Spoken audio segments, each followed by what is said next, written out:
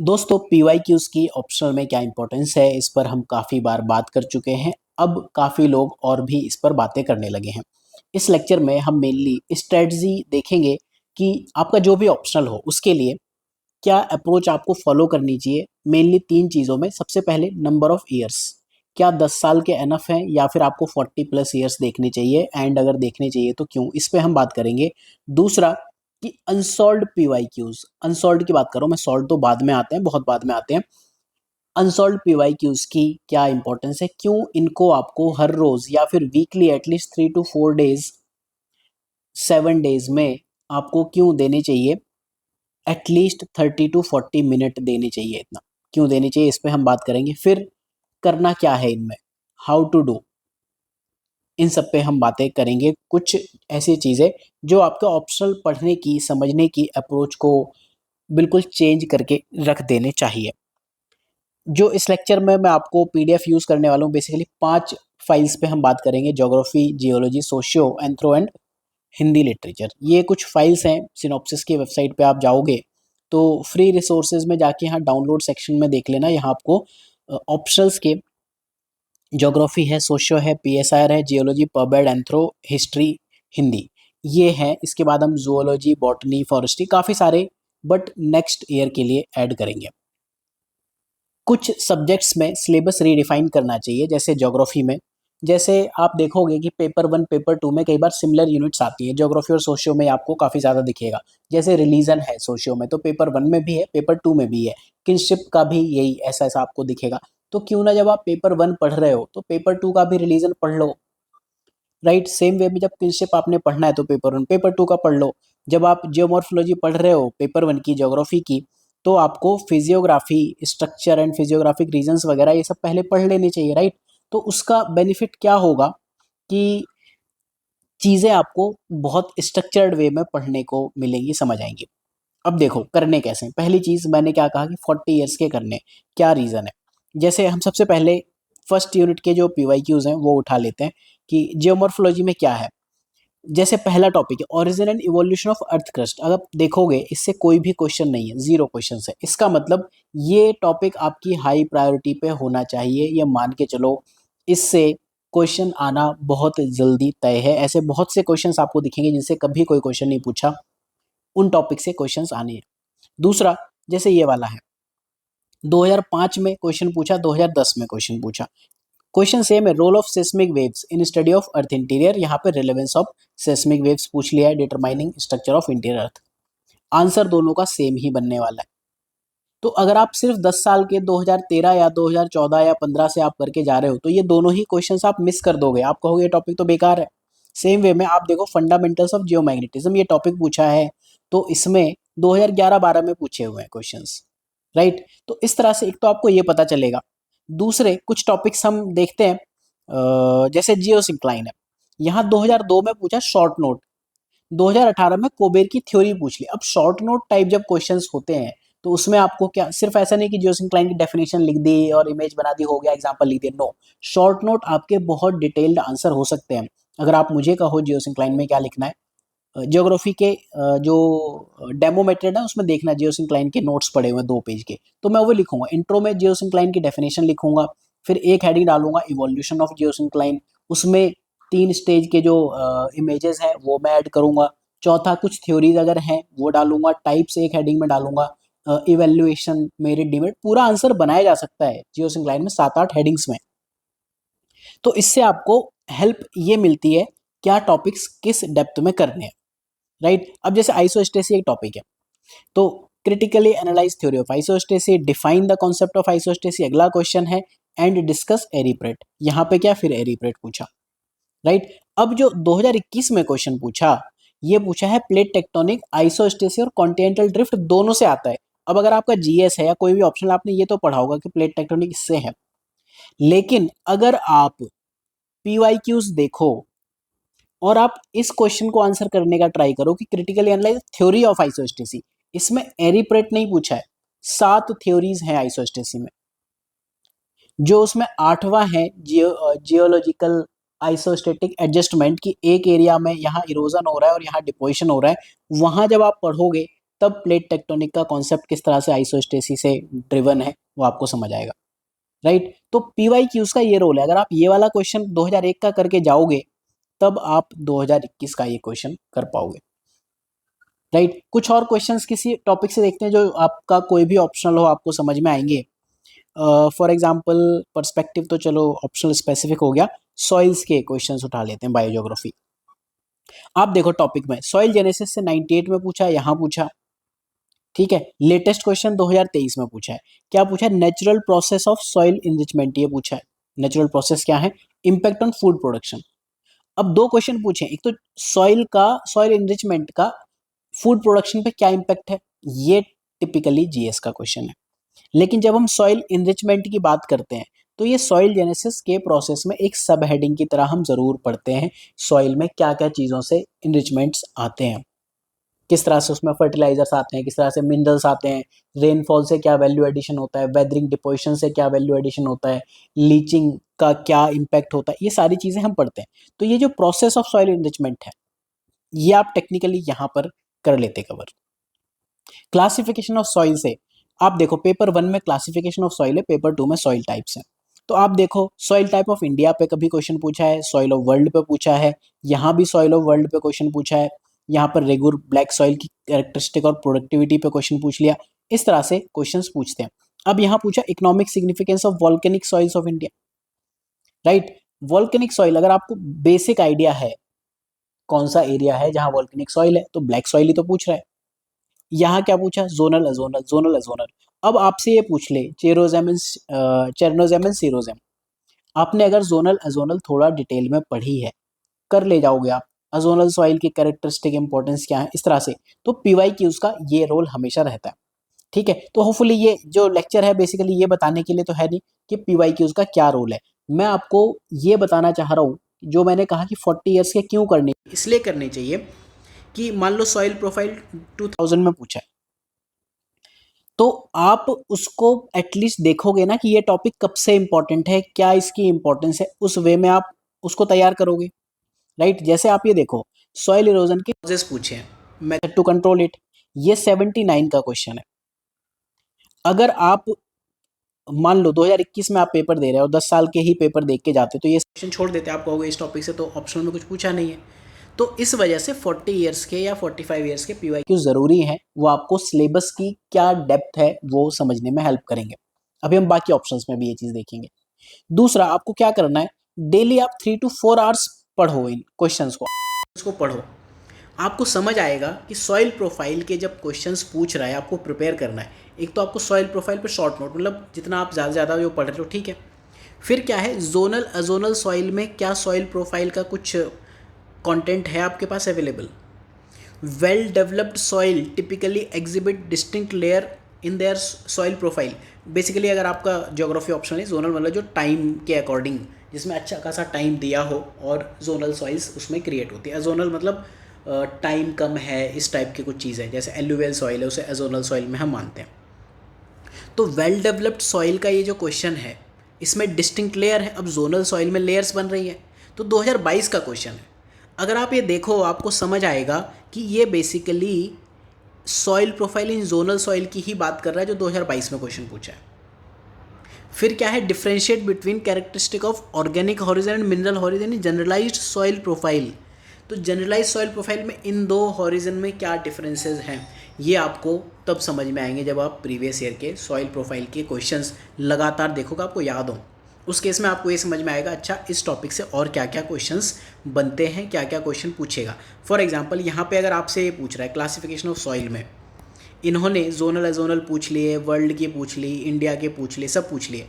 अब इनका जो इंटेंट है पूछने का, यहाँ पेडोकल पूछा है, यहाँ चेरनोजेम सीरोजेम पूछा है, अगली बार कुछ और भी इस तरह की 10 नंबर में या 5 नंबर में कोई चीज़ पूछी जा सकती है। ये आपको इस वे में प्रिपेयर करने, ये पीडीएफ आप पढ़ना आराम से तसल्ली से समझ आएगा। सोशियो के पीवाईक्यूज़ देखते हैं। जैसे आप देखो यूनिट 1 में कुछ क्वेश्चंस जो मुझे याद हैं कि इस साल पूछे, जैसे ये पूछा सोशियो और पॉलिटिकल साइंस में रिलेशन क्या है, आपको ये डिस्कस करना है, ठीक है। तो सोशियो पॉलिटिकल साइंस पहले पूछा है, यहाँ पूछा हुआ है, राइट। ये 2023 में पूछा, 2022 में क्या पूछा, scope of socio in relation to other sciences, तो कहीं ना कहीं ये मल्टी डिसिप्लिनरी टॉपिक का ही तो कंटेंट है। अब मैं आपसे कहूँ, अगर आपने प्रीवियस ईयर में पढ़ा है इस तरह के जो भी कंपैरिजन है, ज़्यादातर लोग क्या सिमिलैरिटी और डिसिमिलैरिटीज़ पढ़ लेते हैं। मैं कहूँ उसमें आप एक चीज़ और जोड़ दो, कॉमन थिंकर्स कौन कौन से हैं सोशियो और पॉलिटिकल साइंस में, पता तो कार्ल मार्क्स को पता ही होंगे, राइट। कॉमन थिंकर्स क्या हैं, प्लस आप इसमें फर्दर डेमो कंटेंट में जाके देखना, सोशियो में यूनिट 1 के PYQ पढ़े, फर्दर इन दोनों सब्जेक्ट के कन्वर्जेंस में क्या क्या पॉजिटिव्स हैं, क्या क्या चैलेंजेस है, दोनों चीज़ों की आप बात करोगे। क्या सोशियो और पॉलिटिकल साइंस PSIR को आप एक साथ पढ़ सकते हो? अगर हाँ तो उसके फ़ायदे क्या हैं, नहीं तो क्यों नहीं कर सकते, और अगर आप कर ले गए तो क्या बेनिफिट है। इस तरह से आप चीज़ें कर पाओगे। अगर आप ये पढ़ो कि सोशल एंड कॉमन सेंस, कितना डिटेल में हम ये टॉपिक पढ़ते हैं, बट क्वेश्चन क्या है, पहला क्वेश्चन पूछा इस सोशियो कॉमन साइंस, 2016 में 5 नंबर का 10 नंबर का क्वेश्चन है। क्या सोशियोलॉजी कॉमन साइंस है? अपने आर्ग्यूमेंट के सपोर्ट में आपको रीज़न देने, मतलब दोनों प्लस और माइनस दोनों व्यूज़ नहीं ले सकते, एक व्यू देना है। फिर how sociology related to common science, 2021 में पूछ लिया, ऑलमोस्ट सिमिलर से पॉइंट आएंगे। 2018 का जो क्वेश्चन है, focal point of sociology rest on interaction, आप इसे कॉमन सेंस से कैसे अलग करते हो? बेसिकली किसे, इंटरेक्शन को? नो, सोशियोलॉजी को। अब जो मैंने कहा कि उन टॉपिक्स पे आपको स्पेशली ध्यान देना है जिनसे कभी क्वेश्चन नहीं पूछा, जैसे इसमें 2016 में पहली बार क्वेश्चन पूछा, फिर 18 में भी पूछा और 21 में पूछा, उससे पहले इस टॉपिक से क्वेश्चंस पूछे ही नहीं थे, राइट। तो आपको धीरे धीरे समझ में आएगा कि सोशल एंड कॉमन सेंस एक ऐसा टॉपिक है जिससे अब क्वेश्चंस पूछने शुरू हुए हैं। GS में भी जैसे इस बार पूछा E technology in the aid of farmers, पहली बार पूछा वो क्वेश्चन, उस टॉपिक से आज तक कोई क्वेश्चन ही डायरेक्टली पूछा था, ठीक है। इस वे में आप तैयार करोगे। अब कुछ क्वेश्चन ऐसे हैं जैसे ड्रामेटोलॉजिकल पर्सपेक्टिव कैसे आपकी डे टू डे लाइफ में आता है, ये एक फ्रिंज क्वेश्चन है, इसको आप छोड़ोगे हमेशा ना, आप इसको तैयार करोगे, कुछ भी नहीं करोगे आप इस क्वेश्चन के लिए। सिमिलरली कुछ एक क्वेश्चन और पूछा है यहाँ पे, हाँ, इनलाइटनमेंट देख लेते हैं, 2022 में क्वेश्चन पूछा है।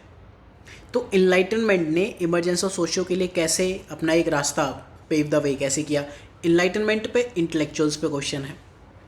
फिर यहाँ इनलाइटनमेंट पे क्वेश्चन है, इंटेलेक्चुअल है या आइडियोलॉजी है या इंटेलेक्चुअल है। आप देखो 2-3 डायमेंशन पे पूछा है। रैशनैलिटी एंड साइंटिफिक टेम्पर पे क्वेश्चन पूछा है, तो ये भी आपका इंटेलेक्ट और इनलाइटनमेंट दोनों को मिक्स करके पूछा है। अगर आप प्रीवियस ईयर सारे करके जा रहे हो आपको समझ में आएगा इस टॉपिक से, इनलाइटनमेंट से यही क्वेश्चन बनना है। 2 क्वेश्चन आइडियोलॉजी पे बनने, इंटेलेक्चुअल सोर्सेज पे बनने और इनलाइटनमेंट पे बनने। अगर आप फ्रेंच और इंडस्ट्रियल रिवॉल्यूशन से पूछो तो 2 ही टॉपिक पे 2 ही क्वेश्चन पूछे हैं। इंडस्ट्रियल रिवॉल्यूशन से सोशियो का क्या लेना देना है और फ्रेंच रिवॉल्यूशन से क्या लेना देना है, वही क्वेश्चन बाद में मर्ज करके पूछ लिया। ऊपर अगर आप देखो पहला ही टॉपिक मॉडर्निटी, राइट। तो जैसे 2023 का क्वेश्चन है, ट्रेडिशन एंड मॉडर्निटी क्या एक दूसरे के एंटीथेटिकल हैं, बताना है आपको। तो अगर आप पहले की चीज़ें कर रहे हो, आप देखो मॉडर्निटी आई कहाँ से, मॉडर्निटी इवॉल्व कैसे होते हैं, मॉडर्निटी की डेफिनेशन पहली क्या है, एनीथिंग चेंजेस फ्रॉम ट्रेडिशनल, या कोई भी departure from traditionality to anything that is modernity.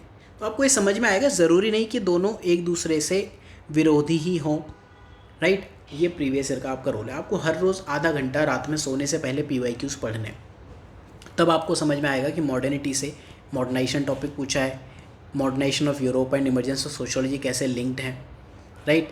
फिर इसमें क्या कहा, ये यूरोप से कैसे लिंक्ड है, सिलेबस का टॉपिक डायरेक्टली पूछ लिया। अब ये वाला क्वेश्चन देखो कि सोशियो यूरोप में आई और USA में फ्लोरिश हुई, और यही एक क्वेश्चन यहाँ देखो, Europe was the only first and only place जहाँ मॉडर्निटी इमर्ज हुई। आपको एटलीस्ट ये पता है कि USA भी था पहले, तो अगर आप 2021 में इस चीज़ का आंसर लिख रहे हो, आपके पास कुछ ना कुछ 2-4 पॉइंट रहेंगे। हो सकता है कि आप उस टाइम पे कहो कि नहीं नहीं फर्स्ट एंड ओनली क्या इंडिया नहीं है, क्या अफ्रीका नहीं है क्या, ऐसे बहुत सारी चीज़ें हो सकती हैं। तो आपको टेक्निकली क्या करना है, रात में सोने से पहले हाफ एन आवर एक यूनिट पकड़ो, जैसे सोशियो है तो यहाँ पर कितने क्वेश्चन है, इतने क्वेश्चन बन रहे हैं, एंड ये आधा घंटा देखो, सोचो क्या है। अगले टॉपिक में आप देखो कि साइंस वाली यूनिट से कितने क्वेश्चन, साइंस के टॉपिक से आप देखो ये 7-8 क्वेश्चन साइंस है, साइंटिफिक मेथड है, देन अलग अलग टॉपिक से कैसे क्वेश्चंस बन रहे हैं। ये आपको हर रोज़ रात में सोने से पहले इस फाइल को ज़रूर देखना चाहिए, राइट। ठीक है, एक और फाइल देखते हैं, एंथ्रो की फाइल देखते हैं, एंड यूनिट 1 में चलो बहुत सारी यूनिट्स हैं, 2.3 मैरिज देख लेते हैं। मैरिज से रिलेटेड क्या क्वेश्चंस पूछ रहा है, डेफिनेशन एंड यूनिवर्सैलिटी, 23 के क्वेश्चन कुछ देखते हैं कहीं दिखे तो। या रिसेंट कोई क्वेश्चन दिख जाए। ये रहा, जैसे 23 में एक क्वेश्चन पूछा है। क्या है ये question? Role of marriage regulation in traditional societies. Marriage regulation के ऊपर यहाँ भी क्वेश्चन पूछा, 2021 में भी पूछा है। मैरिज रूल्स के ऊपर 2020 में भी पूछा है। फिर वो प्रेफरेंशियल मैरिज के ऊपर, एंडोगेमी और प्रेफरेंशियल मैरिज के ऊपर पूछा। बेसिकली 3 चीज़ें हैं ना, प्रेफरेंशियल सिलेबस में लिखा हुआ है, ठीक है। बट अभी जैसे मैरिज पेमेंट एक टॉपिक है, 1981 के बाद से इसमें कोई क्वेश्चन नहीं पूछा, तो एटलीस्ट आपको ये एक क्वेश्चन ज़रूर करके जाना चाहिए। सिमिलर वे में फंक्शन ऑफ मैरिज पे लास्ट क्वेश्चन 1989 पे पूछा था, point of the function of marriage, ठीक है। तो इस वे में आप चीज़ों को प्रिपेयर करोगे, ठीक है। जैसे मैरिज के डेफिनेशन एंड यूनिवर्सैलिटी पे क्वेश्चन देखो, तो 1982 में क्वेश्चन पूछा, आज की डेट में भी रिलेवेंट है ना। कौन कह रहा है कि आज की डेट में ये इरेलेवेंट क्वेश्चन है? तो आप जब हर रोज़ रात में सोने से पहले ये चीज़ें पढ़ते हो अपने ऑप्शनल के लिए, तो आपको धीरे धीरे आइडिया होने लगता है कि इस टॉपिक में मुझे पढ़ना क्या है, किस डेप्थ में पढ़ना है, किस डिटेल में जाना है। अब देखो, जैसे आप ये देखो, जो रिलेशन, कोई जो बहुत क्लोज रिलेशंस होते हैं, उनमें जब लोग फिजिकल रिलेशनशिप में आ जाते हैं, उसे हम इंसेस्ट रिलेशन कहते हैं। तो इसके ऊपर बहुत बार क्वेश्चन पूछे, 2006 में पूछा, 15 में पूछा, उससे पहले पूछा है, उससे पहले भी पूछा है। तो ये टॉपिक क्यों इतना इंपॉर्टेंट है? आप सिलेबस में पढ़ के या किसी के नोट्स पढ़ के ये चीज़ आइडेंटिफाई नहीं कर पाओगे। इसके लिए आपको प्रीवियस ईयर क्वेश्चन पे जाना पड़ेगा। नेक्स्ट कोई फाइल देखते हैं। जियोलॉजी एक ऐसा ऑप्शनल है जो आईएएस और आईएफएस दोनों के लिए है। अब जैसे सोलर सिस्टम पहला टॉपिक है, जीएस में आपको समझ आता है। अब टेरेस्ट्रियल और आउटर प्लेनेट में डिफरेंसेस कैसे पता चलेंगे? क्यों पढ़ना है ये टॉपिक आपको? इसलिए पढ़ना है क्योंकि जब भी आप सोलर सिस्टम पढ़ते हो, बाकियों के नोट्स तो नहीं, सिनॉप्सिस में हम लोग पढ़ाते हैं, टेबल में देके प्रॉपर वे में पढ़ाया हुआ है। टेरेस्ट्रियल प्लेनेट, आउटर प्लेनेट क्या है, इमेजेस तक बना के दी हुई है, ऐसे क्या फैक्टर्स हैं, उनकी रोटेशन स्पीड वगैरह, टाइम्स, एवरीथिंग वही आप पढ़ते हो इसमें, लेकिन रीज़न देने के साथ बताना है। अगला क्या है? Structure, composition, elemental distribution, solar system क्या है, ठीक है। तो आपको ये समझ में आएगा ना कि सोलर सिस्टम में सब हेडिंग्स क्या क्या हैं। अब जैसे मीटेओराइट है, आप देखो सब हेडिंग क्या, ओरिजिन एक सब हेडिंग है, कंपोजिशन सब हेडिंग है, क्लासिफिकेशन ये 2023 में पूछा। क्लासिफिकेशन यहाँ पूछा है, क्लासिफिकेशन यहाँ पूछा है, और बहुत बार पूछा है classification, classification different type of ये दिस क्लासिफिकेशन यहाँ भी पूछा है। देखो बहुत सारे दिखेंगे, ठीक है। दूसरा अगर मैं कहूँ कंपोजिशन, कंपोजिशन जो यहाँ पूछा है, यहाँ कहीं कंपोजिशन ऑफ मीटेओराइट यहाँ पूछा है, और देख लेना शायद कहीं हो, राइट। देन ओरिजिन पूछा है, ओरिजिन पे डायरेक्ट क्वेश्चन नहीं पूछा है, लेकिन ओरिजिन में कहीं ना कहीं दूसरे वे में पूछ लिए कि Antarctic meteorite originating from the moon. But जब आप मीटेओराइट पढ़ते हो तो जीएस में भी हम क्या पढ़ते हैं? मीटियोर क्या है, मीटेओराइड कब बनता है, उसे हम मीटेओराइड कब कहते हैं, मीटेओराइट कब क्या कहते हैं, ठीक है। आयरन एंड स्टोनी मीटेओराइट, तो ये ऐसी चीज़ें आपको समझ में आती है। अच्छा, अगर ये सब चीज़ें पूछ रहा है, इतनी सब हेडिंग पूछ ली, ओरिजिन पर नहीं पूछा है, तो ओरिजिन एक ऐसा टॉपिक है जिस पे फिर उसका क्वेश्चन पूछना बनता था। इस वे में आप इन ऑप्शंस को प्रिपेयर करोगे। जैसे कोई और यूनिट देखते हैं जो आपका ऑप्शनल स्पेसिफिक है। मान लो हम उठाते हैं इवोल्यूशन, पैलियोंटोलॉजी में इवोल्यूशन उठा लेते हैं, जो होमिनिडे, हाथी, घोड़ा और ह्यूमन, इनका जो इवोल्यूशन ट्रेंड है, उसमें देखो आप, होमिनिडे मतलब होमी, हम, ह्यूमन, ठीक है। निएंडरथल मैन 2015 में क्वेश्चन पूछा। यहाँ इवोल्यूशनरी ट्रेंड इन होमिनिडे 2022 आईएफएस में क्वेश्चन पूछा, ठीक। अब आपको एक चीज़ और समझ में आएगी, आप आईएफएस के एग्ज़ाम्स में ये चीज़ ऑब्जर्व करोगे, उसी साल वो चीज़ आईएएस में पूछी है, उसी साल वो आईएफएस में पूछ लेगा। बहुत बार आपको ऐसा दिखेगा, 2020 में भी ऐसा हुआ था। ये देखो आप, ब्रेन कैपेसिटी पूछ लिया, प्रोटो होमिनिड, ठीक है। तो सेम वे में आपको चीज़ें दिखेंगी। इवोल्यूशनरी ट्रेंड इन इक्विडे यहाँ 2023 आईएफएस में पूछा, उससे पहले आईएएस में भी पूछा, बस आईएएस में इंडियन अक्रेंस भी इन्होंने पूछ ली। सेम ईयर में क्वेश्चन रिपीट हो रहे हैं। आपको ऑप्शनल में जब आप देखोगे ना, जो आईएएस आईएफएस में कॉमन है, जूलॉजी है, बॉटनी है, जियोलॉजी है, इन सब में ये ट्रेंड भी आपको देखने को मिलेगा। तो उस साल का आपको यूपीएससी का पेपर या पिछले साल का ज़रूर देख के जाना चाहिए। इस वे में आप जियोलॉजी टाइप के क्वेश्चंस करोगे। अब हिंदी का और देख लेते हैं। हिंदी में अगर आप देखो, जैसे यूनिट 1 है अपभ्रंश, अवहट्ट और प्रारंभिक हिंदी का व्याकरणिक और अनुप्रयुक्त स्वरूप। इसमें कितने टॉपिक बनते हैं? अपभ्रंश एक टॉपिक है, अवहट्ट एक टॉपिक है, प्रारंभिक हिंदी है। इस पे क्वेश्चन बन रहे हैं। जैसे रिसेंट क्वेश्चन 2023 में पूछा, अपभ्रंश की व्याकरणिक विशेषताएं बताइए। यही 2017 का है, ये 2007 का क्वेश्चन है, 2006 का देख लो, पहले के सारे क्वेश्चन यही हैं। ठीक है। अब ये टॉपिक ए है, ये बी है, ये सी है। तो ए पे क्वेश्चन पूछे हैं, जैसे कि अपभ्रंश पूछ लिया, अवहट्ट पूछ लिया, तो अवहट्ट का सामान्य परिचय, व्याकरणिक संरचनाएं, विशेषताएं, ठीक है, या प्रारंभिक हिंदी, आरंभिक हिंदी, प्रारंभिक हिंदी एक ही बात है। या तो ये क्वेश्चन पूछेगा, या फिर ए और बी को मिक्स करके पूछेगा, जैसे अपभ्रंश और अवहट्ट इन दोनों पे पूछा है। ये एक फ्रिंज क्वेश्चन है बट ठीक है, इस तरह से पूछेगा। या फिर अपभ्रंश और प्रारंभिक हिंदी, ए और बी को मिला के पूछेगा, या बी और सी, या ए और सी को मिला के पूछेगा। वैसे ही आपको दिख रहा है कि अवहट्ट और प्रारंभिक हिंदी को लेकर क्वेश्चन पूछ रहा है। तो अपभ्रंश, अवहट्ट, प्रारंभिक हिंदी तीनों में से दो दो के पेयर में पूछा जा सकता है, और तीनों के साथ भी पूछा जा सकता है। इस तरह से क्वेश्चन पूछे हैं। फिर इसमें आप देखो कि सिलेबस में तो लिखा हुआ है सिर्फ एक चीज़ कि प्रारंभिक इन तीनों का व्याकरणिक और अनुप्रयुक्त स्वरूप। तो क्वेश्चन तो टेक्निकली दो चीज़ें पूछने चाहिए थे, स्वरूप पे पूछने चाहिए थे, जो अनुप्रयुक्त स्वरूप है अप्लाइड एंड व्याकरणिक। लेकिन फिर ये योगदान क्यों पूछ लिया, और एक बार दो बार नहीं, बहुत बार पूछा है। अपभ्रंश का योगदान यहाँ 2022 में पूछा है, एंड बाकी इससे नहीं, बाकियों से नहीं पूछा है।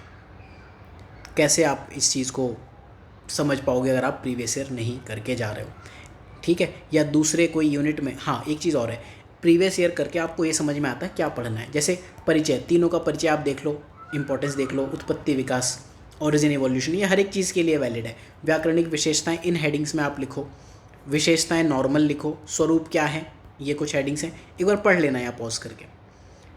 इतनी चीज़ों पे आप बात कर सकते हो, पढ़ना ये चाहिए। अगला ऐसे टॉपिक है, तो ब्रज भाषा की विशेषताएं, व्याकरणिक विशेषताओं का निरूपण कीजिए। 2021 में ब्रज भाषा पे पूछा है, 2022 में अवधि पे पूछा था। 2023 में ब्रज भाषा के विकास में मध्यकालीन कृष्ण भक्त कवियों के उस पर योगदान पर प्रकाश डालिए। अब एक चीज़ बताओ, ये चाहे आप 2023 का कवि की बात की है, यहाँ क्या है, विकास का परिचय दीजिए और अखिल भारतीय विस्तार और ये सब। अगर आप देखो कोई भी भाषा या लैंग्वेज है, उसको विस्तार करने में, एक्सपेंशन में क्या दो चीज़ें रोल प्ले करेंगी, बुक्स क्या रही हैं, दूसरा उनके राइटर्स क्या रहे हैं। तो ये कवियों के ऊपर एक एस्पेक्ट पूछ लिया ना। इस तरह से आप प्रीवियस ईयर यूज़ करो। तो टेक्निकली आपको क्या करना चाहिए, बहुत पुराने क्वेश्चंस भी करने चाहिए। जैसे अवधि का योगदान है, तो जैसे ये वाला क्वेश्चन है, लोकमंगल की अवधारणा में अवधि का योगदान क्या है, 99 का क्वेश्चन है, रीसेंट क्वेश्चन नहीं है।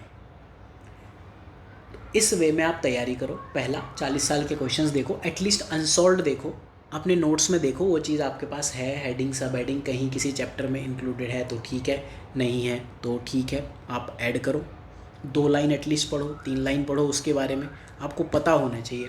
दूसरा 40 ईयर्स आई थिंक आपको समझ आएगा। दूसरा, आपको रात में सोने से पहले हर रोज़ आधा घंटा ऑप्शनल के अनसॉल्व देखने। उससे फ़ायदा क्या होगा, जैसे ज्योग्राफी में एक टॉपिक आता है साइकिल ऑफ इरोजन। तो 2017 में जब मैंने मेंस दिया था, तो उन्होंने साइकिल ऑफ इरोजन पे क्वेश्चन तो पूछता ही है। टोटल 6 टाइप की साइकिल ऑफ इरोजन है, 5 यूपीएससी पूछ चुका है। फ्लूवियल यानी कि रिवर, विंड यानी कि एओलियन 2 हो गई, कास्ट हो गई, मरीन हो गई, एंड एक और हो गया आपकी विंड, 4 ये हो गई। उसके बाद ग्लेशियल और पेरीग्लेशियल। सिलेबस में तो सिर्फ साइकिल ऑफ इरोजन लिखा हुआ है, बट बुक जब आप पढ़ोगे तो टोटल 6 टाइप की साइकिल ऑफ इरोजन आपको दिखेंगे। तो एग्जामिनर अब तक 5 चीज़ों पे क्वेश्चन पूछ चुका है, 6ठी चीज़ पे बाकी है। तो एक जो आइडिया होता है ना कि अगर नया क्वेश्चन यूपीएससी फ्रेम करेगा तो ये 6th पूछना चाहिए।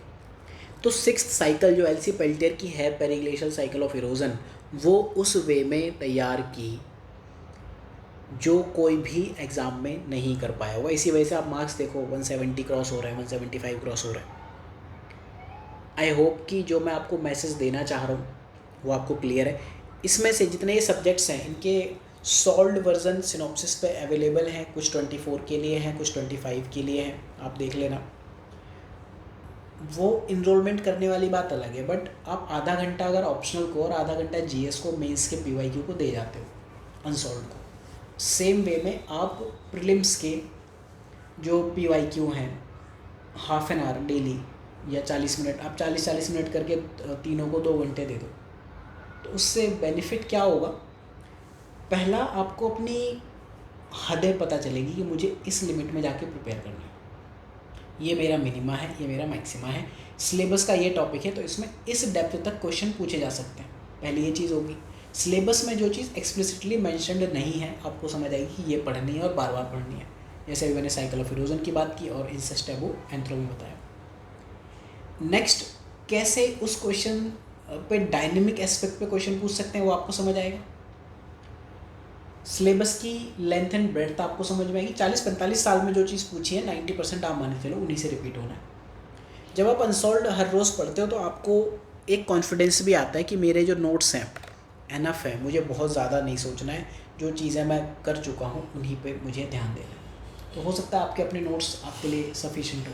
अगर आप ऑलरेडी रैंक ला रहे हो या मेंस में फेल हो जा रहे हो बार बार, या इंटरव्यू तक जाके आप रह जा रहे हो, तो ऑप्शनल में इस तरह से आप ठीक ठाक स्कोर कर सकते हो। ऑप्शनल में एक चीज़ आप ट्रेंड ऑब्जर्व करो कि आपके ऑप्शनल में रिपीटेशन किस साइकिल में होता है। जैसे ज्योग्राफी में इन जनरल 4 से 5 साल में क्वेश्चंस का रिपीटेशन होना शुरू हो जाता है, टॉपिक एटलीस्ट रिपीट होने शुरू हो जाते हैं, राइट। तो कोई ऐसा टॉपिक है जिसमें 4-5 साल 6 साल या 10 साल पहले क्वेश्चन पूछा और अब नहीं पूछा, तो उसको तो आपको स्पेशली तैयार करना चाहिए। ऑप्शनल अगर आपका आईएएस और आईएफएस से कॉमन है तो उस साल का आप टॉपिक ज़रूर देख के जाओ आईएएस का, और पिछले साल के जो आईएफएस का पेपर है उससे अगले साल के आईएएस में पूछ लेता है। अभी हमने जियोलॉजी में देखा 2 महीने पहले आईएएस का एग्ज़ाम होता है मेंस का, 2 महीने बाद आईएफएस का होता है, वही क्वेश्चन रिपीट कर देते हैं। कई सारे इंसाइट्स जो कोई और आपको नहीं सिखा पाए, कोई नहीं मतलब कोई भी नहीं, वो आपको अनसॉल्व्ड पीवाईक्यू हर रोज़ पढ़ के सिखा सकते हैं। आई होप कि जो मैं मैसेज आपको देना चाह रहा था क्लियर है। लेक्चर रिकॉर्ड करने में डिफ़िकल्टी थोड़ा इसलिए आपको समझने में भी हो सकता है डिफ़िकल्टी, क्योंकि इसमें 5 ऑप्शन डाली है, लोग अपने ऑप्शन से पार नहीं पा पाते हैं। आपको 5 ऑप्शन हम कैसे पढ़ें, बट आपको बेसिकली कॉन्सेप्ट समझना है जिस पर मैं बात करना चाह रहा हूँ। अलग अलग ऑप्शनल्स पे हम कई बार बात करते रहते हैं, बट आपको ये समझना पड़ेगा कि ऐसा कोई भी ऑप्शनल अनोखा नहीं है, चाहे वो हिंदी हो या नॉन हिंदी में फिर बाकी सारे ऑप्शनल हो जाते हैं, ह्यूमैनिटीज़ के हों या फिर साइंटिफिक ऑप्शनल हो या मैथमेटिक्स हो या फिर आपके इंजीनियरिंग ऑप्शनल हो। आपको बस 350 मार्क्स टारगेट नहीं करने, आपको टारगेट करना है 270 280 आ जाए। 500 में से 500 मार्क्स का आपको आना नहीं चाहिए एग्ज़ाम में। अगर आपको 470 480 का आता है उसमें भी आप 270 280 मार्क्स अचीव कर सकते हो। ऑप्शंस में अच्छी खासी हाई स्कोरिंग होती है, हाई मार्किंग होती है। नेक्स्ट लेक्चर में मिलते हैं किसी और टॉपिक पे ऑप्शनल के ही। तो अगर आपको कोई पर्टिकुलर क्वेरी हो कमेंट सेक्शन में आप ज़रूर पूछना, नेक्स्ट लेक्चर में हम उसको एड्रेस ज़रूर करेंगे। Thank you for watching. जो भी डाउनलोड करने हो फ्री रिसोर्सेज डाउनलोड सेक्शन से कर लेना।